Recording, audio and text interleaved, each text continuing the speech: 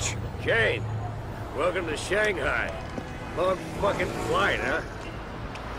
Good to see you. Been a while. I just gotta do this one thing.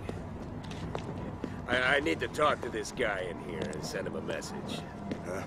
Yeah, he's been talking too much. Put down your gun! You hear me? Son of a bitch! My name is Karsten Lund. I'm a game director at IO Interactive, and I'm here to talk about Kane and Lynch 2 Dark Days.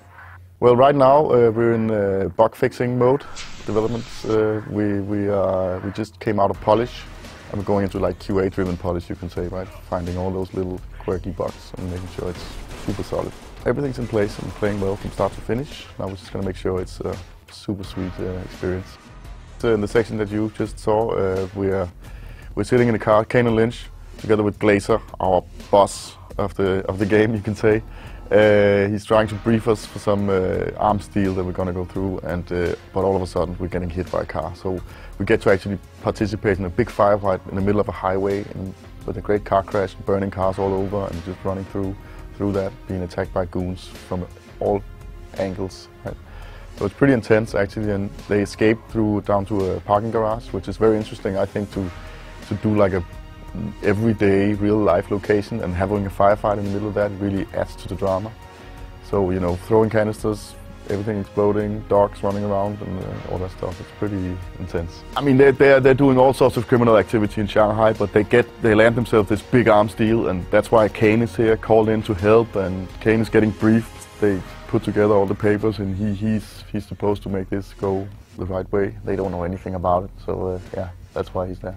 When we knew we were going to make a game based on Lynch, and we really decided to go with the crime shooter universe, we wanted to make it feel more real. I mean, in every aspect, right?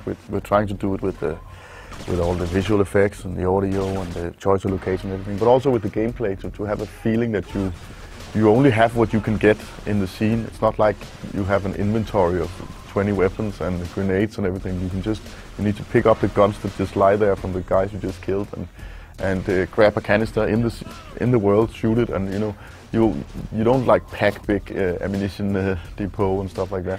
To give it that feeling of intensity, right? And you have to plan a little bit who you're shooting, where you're shooting them, can I get that weapon, and how do I advance like that. Being Lynch, I mean, we totally had to revamp the mechanics to fit his character traits, right? Everything is happening much closer to him. It's much like deal with it as you go along. No squad commanding or rappelling or all that sort of military stuff is out, so you have this more intense, more in his way, you can say. There's lots of stuff, explosive stuff everywhere in the scene. Some of it is hidden, some of it is very obvious. It's fun to actually explore and just find something and try and throw it. If you're really, really accurate, you can actually hit them in the heads with the enemies, and they'll fall over as well. And we put in a few surprises, pick-upable stuff in the scenes.